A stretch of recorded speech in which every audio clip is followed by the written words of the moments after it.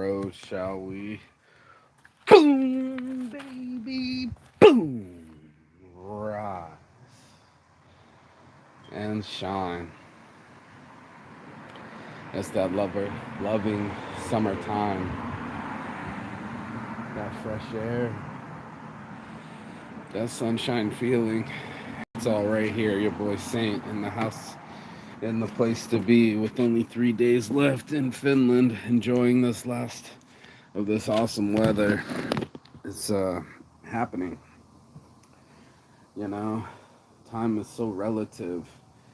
When you're having fun, everything wants to be fun, and then, when it's time to go, it's time to go. And the time goes so fast when you're actually living it and doing it. Oh shit, my homie left his shirt out here. Let's see. I've been making shirts all yesterday. All the homies are representing the Saints Addiction, getting the logos on the back. You feel me? Making things awesome in my world. I basically made all the shirts yesterday and got everything to be awesome. And then today, let me get this. I'm exhausted from making shirts. I made them all, and I think I'm done. I'm done making shirts for a while, for today at least, and got as much of my ideas and designs out as possible. Basically, whatever reliable models I could get, whoever I met, let's get them a shirt so I can get it started, and that way I could lighten my load, but also absorb as much of this as possible. It's so relaxing and so nice to have a regular sunshine, not a beat down sunshine, not a kill you sunshine like I'm used to in Las Vegas. Every time I'm in Vegas, the weather's just so incremental. You're just so intense, actually. It's always so more than it should be, more than is humanly possible.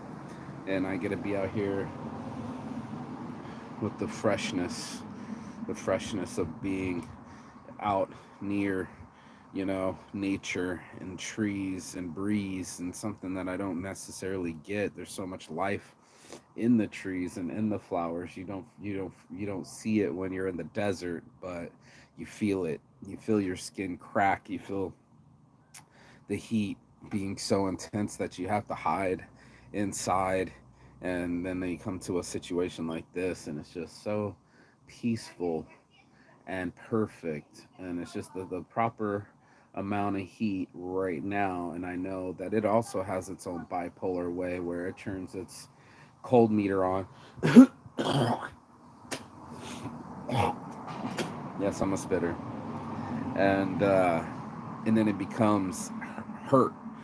It's like, again, time being relative. When you've experienced 20 years, you know how much 20 years is. When you're only 20 years old, you have no clue what 20 years is. You only got to 20 years.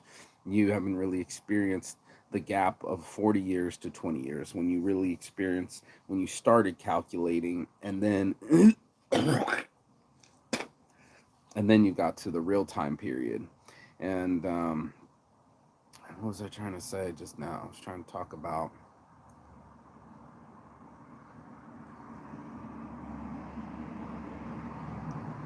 it just being relative, you know? I guess it's just attitude towards everything. Being able to see things not as a linear growth, but as a flow. The girl was saying it was so cool that when you go up, you must come down. When you go down, you can't go further down. You can only go up. And that makes you feel better. It's like pain ends. Pain is relative. My relationships are relative. It's just, do I see them as growing points? Do I see them as mistakes? Do I see them as stepping stones? I think a lot of my mental stability has to do with the way I'm perceiving it. I said it earlier in the week where if I perceive something to be slighted against me, then I'm gonna hold it as a grudge. You know what I'm saying? It's gonna make me feel, you know, like I have a chip on my shoulder, and it's hard to know if you're having a chip on your shoulder, especially when you're emotional. I don't even think, especially women, don't even know when they're in their emotions. We was listening to it last night. What's his name? Uh, what's his name? I'll have to look it up. It was a video I was watching, but the guy's just so sharp and talking about how we choose our thoughts and then they choose to trigger our emotions. And I'm learning the science of emotions and living in my emotions and how it makes me feel, and how it makes me feel about my life and how real it is and how real my bravery is and how real my love is. And instead of going through the days and just sitting and smoking them away, challenging my day, challenging myself really to be able to do things that I want to do but haven't put any effort into doing, and how to develop that as something to do. So it's all relative. It's literally, it ain't gonna happen unless you put some energy into it, and until you put some energy to it, then you won't have an actual product. That's what I was trying to say. And to start somewhere, get you to a place that is an eventuality. That's where you want to get to. This thing's so far behind me. I dropped the shirt. It's a white shirt. I didn't throw it far enough. You know, to create things when you didn't even know what they were named, before you even had a name, you were created. you know we have these visions. We talk about highly functioning people and people that move without knowing. There's a lot of that going on, almost like a religious behavior where you don't know the details, you know and a lot of people, that's relative to what they're thinking. It's like I can't have a complete thought. Like right now I'm kind of talking, just talking without having a planned thought of what I'm going to speak about. This is not like life gives you a full time to prepare for a speech. It actually gives you no time at all. Everything's full time, and that's relative. It's how real it is in front of you at the moment, how real your energy level is, or how real you perceive your energy level to be. How real your emotions are to you, or how you perceive how real your emotions are. This relativity, this kind of middle fuzzy ground of the power of now, and that now moment is so real. And it's only real if you're being relative. If you're identifying that you are actually living and that your life is happening. He was saying that a lot of these people, they just go into the regular, and you press the snooze button with the same finger, you slide on the same shoes in the morning, you go into the shower, you shower the same shit, shower, shave, your routine. And it's almost like we are developing our personality. That's what he was explaining, is that we have egos, and we show up with this person and said that's my personality. And what's really weird is we've shaped our personality, we don't even know it, and how much control that's relative to of how much you identify as your ego and this person that shows up and has learned to go into society and get along with people or not get along with people.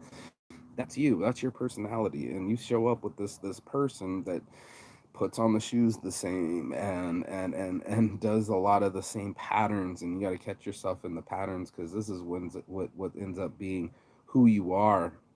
And if you don't like the way your life is going, or you don't like the way that things have been happening, you have a chance to choose a new way. And it's like one of those things that it's like you got to get out of your way to find a new way. It's so relative. Most of the time we're just going day by day. This is just our lives. C'est la vie, such as life. And I feel like there's more power in it to choose your life, and to choose what mood you're in, and choose the emotions that you go after. I know for facts that I dwell a lot. I'm so shocked by the turn of events that's happened in my life. I thought I had it shaped up. I thought it would be pretty easy to have children by now. I thought I would have been a multimillionaire by now. There's so many expectations. It's that Fight Club expectation where you're we all think we're going to be millionaires already, and we're not. We're superstars, and there's only a few of them with girls on their laps and cars and selling us on a dream that they don't even live and they don't even own. So, how do we own our dream?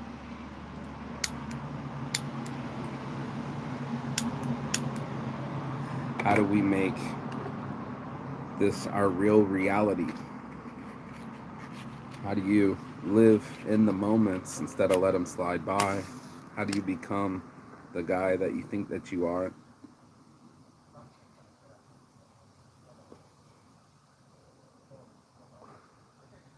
The man or woman that you perceive to be or think that your ego is?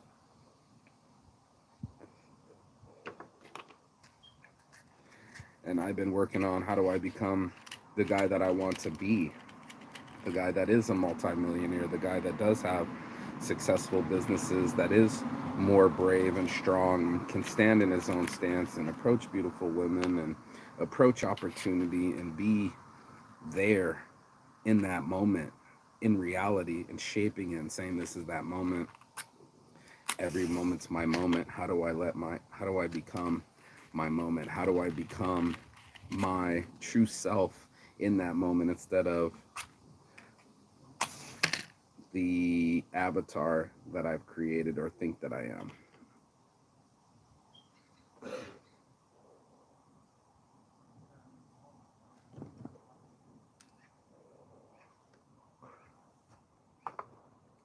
That's the question. I guess if you believe in other dimensions or alternative realities, that's what I'm talking about right now. There's the reality of who you actually are, people interpret you, and the way you go into the world. And there's the reality that you live in inside your mind, thinking that this is the way things are. And if you keep making things the way that they are, sticking to the routine and sticking to the script, for sure you're going to get the same results. To challenge it, to challenge your routine, to challenge your reality, to challenge the outcome. That's what I'm trying to do. I'm trying to bend my reality. I'm trying to bend my fashion sense. I'm trying to bend my financial balance. I'm trying to bend my emotions into my favor. It's not easy because my default mode makes me want to just go into the way things are or the way that I've said this is just it. I've capitulated with my life. I said this is it. I just hang out with my friends, smoke weed all day, and I have no other achievements than that. But me, I get this driven, and I'm like, what else could I be creating? How else can I be growing my business? How else can I become what I want to become? And that's the question of life, right? For you to develop yourself and to say, hey, I want to be uh, better at this. And to say that is one thing. To put 15 minutes every day into, piano or approach or public speaking, to be able to get to that level, to get yourself. My buddy sat there the other day. He's like, I got zero motivation, and to tell yourself that, you for sure ain't gonna get nowhere. You for sure gonna lock yourself down, and that's what I think a lot of people do. We capitulate, we give up, and we just say, that's just the way it is, instead of this. Oh shit, went live, and making something out of nothing. And there was no name for my business. There was no logo. It's just this idea that I could travel the world and sell T-shirts and bring all the cool T-shirts from around the world, import them from Thailand and export them to Finland and America, and bring worldwide fashion around. And I go to the magic conventions and I see what the fashion is, buy it, flip it, and make a good little bit of money while I'm traveling, and call that a happy life. There was an idea there before there was a name there. There was this feeling that I needed to keep traveling. I needed to be with my friends and see their kids grow up and be a part of their lives, and also influence their lives, and the fact that I can make designs and that they wear it and they're around me. And it's like I remember the day me and James Atencio, pay attention, designed this. I was like, yeah, man, put a fucking blunt in this hand, and then, oh yeah, put a cross in it. And it's like the balance, and it's like Ganesha with the skull, and there's this it's like a spirituality with smoking, and that's what I thought Saint's addiction was, and like my spirituality to smoking and my ability to transcend my addictions. And then I would just be that was my reality. But in reality, I waste a lot of time smoking weed. I just use it to for my comfort. And it's like when I feel distressed or want that easy feeling in the morning, I wake and bake, and that might set the tone. If I'm really baked, then I might not work out, and then that affects my health. And then if I'm spending my financial wealth on weed, then that also affects my business financials. And it was just one of these things where I took a deep dive into all the things, or quit the things, and what things work and what don't work, and what do I got to have self-discipline on so that I can get those other realities to appear. It's not easy. We all live in our own realities, and we make it real. We make it like that's the way it is. And it's like it is the way it is because you made it that way. You didn't get you actually made a bunch of choices to make it the way that it is. And the way that you spend your time, the way that you think, how you think is how you are. And most of us just go back to the same way of thinking. And I'm trying to level up my thinking with Saints Addiction. I wanted to move away from the things that were crippling me and move into my strengths, and find a way to be more stronger against my addiction, stronger against the weaknesses that were self-deprecating myself. I was being a heathen, getting what I wanted, but I wasn't getting what I wanted. And it's a weird thing to get what you want and not being able to keep it, and not being able to hold like that kind of happiness. Through drugs, you get happy, but it doesn't hold. You get high and it doesn't hold, so it becomes a repetitive thing where you go back to the same source and try to find a new way to keep your high, or to keep that happy. And that's, I think, the main goal is our relativeness to happiness. Are we relatively happy? And in a weird way, when you are drunk and high, you feel a little bit happy. You're in celebration mode, even though a hangover's coming, even though your bank account's going to be empty and your health is waning. you know um, well, at least we got some sensation that our lives are lived and that we're happy. And that makes it a big difference, for people that want sustained happiness.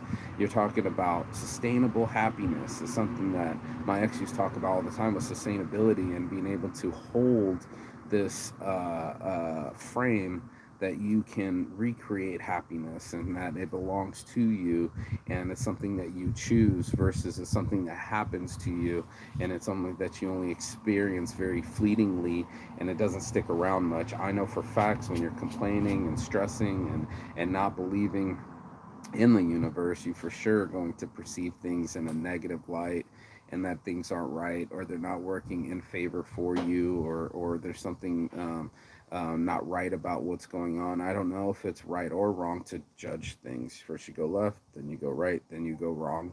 To judge things, I know I judge things by, did it win or did it lose? And in that mentality, I didn't learn. So it wasn't relative to what was happening to me. It was just the way that I was perceiving it. So it's one of those things that's like, if I start taking things as a lesson and a blessing, then I still feel blessed, and I keep my halo above my head. If I feel like the world is against me and everybody hates me, then I'm always going to look for slights. I'm always going to look for mistakes, and I'm always going to look for demerits. And I've done that. I've picked apart people. I made life hard on other people, my siblings, my friends, because I was so driven. I felt that that was okay to kind of crack the whip around people around me. Like, we all got to do something. We all got to move. And there's people that are just fine with not moving. There are people that are completely fine with their lives being the way that they are. And I guess this message isn't trying to reach those people. I'm trying to reach people that know there's a level of happiness above the way that they're feeling, and know that there's a disciplined version of themselves that gets the things that they want, and they know that they have to give up something. They have to pay the price for the prize. And that's really relative. It's like a lot of people just want to pay the price of an expensive lunch, but maybe it might be switching to salads. Maybe it might be not eating meat. Maybe it might be not masturbating. Maybe it might be not purchasing things all the time. There's so many things that we all do and we know, and yet we could stare at our bank statements and still have cognitive dissonance. We can still look at the way our purchasing are, but if we just want to feel good right now, we'll grab what's good right now. It might not be sustainable, but we just want it. And it's hard for the human brain that develops not to want to have happiness, not to want to have quick happy and dopamines and synthetic dopamines and endorphins and all these other feel good things that we can get for sure by snorting or smoking or something of that effect. But to keep that high without it cost us any money, and it's like, okay, so you want to be happy? Yeah. Do you want to spend money to get there? Yeah. And in essence, that's what everyone sells everyone when you're traveling. As long as you got all this money, then you're ordering the cocktails every day and 3 course meals, and even that won't be sustainable for happiness. And even if you did have the money, it's still not always going to be lobster tails on all night. It might be just a peanut butter and jelly. So it's really relative and flowy, just like our emotions. And that's what I've been really trying to sink in with these last couple of days is as at least I got to be here. At least I got to see my friends. My story, like I said, I brought my story here. I brought my energy here. So it links with other people's stories. So when next time they talk about going to Cloud Lake, they have to mention me because I was there with them. You get what I'm saying? Like it's part of it. It's like you're part of your own story. And I don't think we give ourselves enough power to how important we are to our own story and how we get to decide where we put our story, how we include ourselves in other people's story and go, am I going to get in a relationship? Am I going to get into a friendship? Am I going to meet new people and develop this story? Or I'm going to stay safe and stay inside myself and stay conservative and not approach anyone and not make any new friends or start a whole new story. So it's like, really, where do you want your story to go? Most of us tell ourselves the story, oh, we're just going out for drinks with friends. We say these things, but in essence, what we really want to say is, I want to wear this beautiful dress so a really handsome man approaches me and we can develop a relationship. That's a whole different level of wishing than the sub level that we always go to. I just want to have drinks with friends when you could be wishing for finding a lover or bumping into that lover. And that's what I've been doing is just trying to, what would make this better? And I sit there around with my friends and I said, I don't know, rolling around in a golf cart and handing out free shirts would be dope, or maybe renting a yacht and having a fucking DJ booth and cruising around on it, or what else can we do that would be fucking cool? You know what I mean? Like, how else can I level up? And it's like, oh shit, I really love to have some chicks around right now, but I'm too scared to talk to women. So guess what? Chicks aren't going to be around. But unless I change that frame in me and said, okay, I'm not afraid to approach people and invite people and meet new people, very Burning Man esque and be radically inclusive, then I can bring that kind of energy to me. I can show that I have an open heart, that I have a big heart, that I'm inclusive instead of the person that's exclusive, that's built up walls, that's built up excuses, and built up reasons why not to talk to people when there's so many reasons to talk to people. And then you get past your fear, you get past your anxiety and this anxiousness to talk to people, and then all of a sudden you meet someone and they're super fucking friendly. They're like, this is my dog. You're like, why was I so nervous? If I knew that talking to this girl or this person would be such an enlightening experience that make me feel so good inside, I so would have done it earlier. Where did my anxiety come from? Well, anxiety comes from leaving comfort zones. You're like, wait, you're leaving what we know. You're leaving the pattern, and that's relative. So it's like, you can keep holding your relative circle at orbit and just keep holding orbit and never adjusting, or you can add energy to it and get to another orbit, just like another satellite. Satellites have to constantly push themselves into an orbit and keep that locked position because we move around so much. And that's what it is. You're constantly moving around so much, and it's trying to ride this wave of emotions in life and try to get the best out of every wave, out of every day, and try to surf it and be the best surfer of life that you can be, so that way you can get to land and you can get to the sea and you can eat what you want to eat and you can do the things that you want to do without stopping yourself, without giving yourself some kind of excuse and saying, I don't have enough money, or I'm too scared, or I'm too lazy. That would require a lot of consistent energy. And those are the things that I seek. Consistent energy means consistent happiness.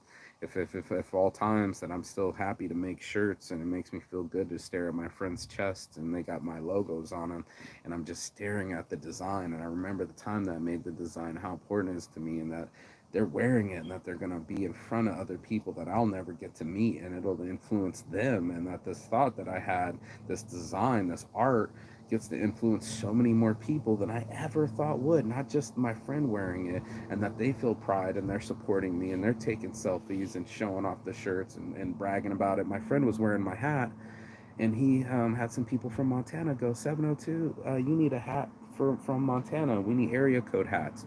And I was just like, wow, it's something that engaged other people, and now they're a part of my story without me ever meeting them in my story. And how cool it is when you make a design and then somebody like cut it or bleach it and make it into their own design. You're just like, whoa. You never thought the story would go that far. You never remember the people that you gave the shirt to 20 years ago, but they still have the shirt. And I remember one time when I was arguing with my old boss, my last boss, and he was saying, I'm in the paper business because the turnaround's so much more faster. He said, if you sell a shirt, you might have to wait 20 years to sell that guy a shirt again. But I get to be a part of his closet and memories and stories and walking around for 20 years. That's a 20-year billboard to me. And I guess it's just, again, relative attitude. What is my perspective to the thing? And if I always think that, yeah, it's only 20 years, I just want to sell to the person, how about I just got involved with their life? That, I mean, maybe I only get to sell to them once, but I'm with them for life. They're always going to walk around with like a Saints Addiction logo, LVOG logo, Las Vegas Original, mostly Saints something. And that was my goal. I've met 2 or 3 people now that have sold 1 million shirts, and it inspires me. It's like, how do I get a design that's so sick that it takes off and makes $80,000 in just one design? Like my homie said, every day I'm shuffling. He stole that from lyrics on shirts. From the guys, the lyrics from LMFAO, and now that they are saying it over and over again, they just busted out the same shirt to the tune of $80,000. So it's just one of those things where I'm gonna keep creating till I hit one of those, and then guess what? I'll still keep creating because it makes me happy. So the end result isn't relative to how much money I make, but my experiences throughout it. How many friends got to wear that shirt? How many of my friends are the first ones to wear the shirt? Like, I love my life, or um, um, what was the other one where he's the first one to get it? The Saints Addiction tag, or no one ever had that before. The NASA high like NASA. Um, yeah, bro, it's shocking to me. It's shocking to my whole system, and that's why I kind of keep delivering these shirts. I made about what 10, 15 shirts yesterday, something like that. My back blew out, but I also wasn't just sitting there smoking weed, and I can rest on my laurels or my relativity and say that that's my reality. No matter what happens, I'm shaping me and I'm making my world the world that I want to be in, my own reality, versus something that I'm just what do you call it? All we are is dust in the wind. I don't want to be just dust in my own wind. I want to be impactful. I want to be able to shape the wind, and be an airbender, if you will, the style bender. And that's what it's all about for me, is just being able to be in control of me and my own reality, instead of it going the other direction, which it has and might still do. But at least I know that my downs will turn into ups, and that my reality is shaped by me, and that I'll be a part of my destiny instead of just some kind of twig floating around in the abyss of nothingness, and not having any say of what goes in my life. And I'd much rather do that. So that's your morning motivation. If you got anything out of this message, go ahead, like, share, and subscribe. Tell me how you've shaped your reality and destiny, and how you view your own relativity, and things times that you changed your outcomes because you were more mindful. I would really like to talk about that. And Joe D'Souza, that was the doctor's name, Dr. Joe D'Souza. I hope I said that right, and I'll post that below here. And it was awesome about shaping our realities and emotions and how our brains work with our body. I've been in very in depth with that lately. So you already know. Peace and love. And as always, Chigathon. That means goodbye, but not forever here in Finland. And I will see you on the other side as soon as you like, share, and subscribe. Peace, love, ciao, beijos. Have a blessed day. Peace. Get off this thing, go outside.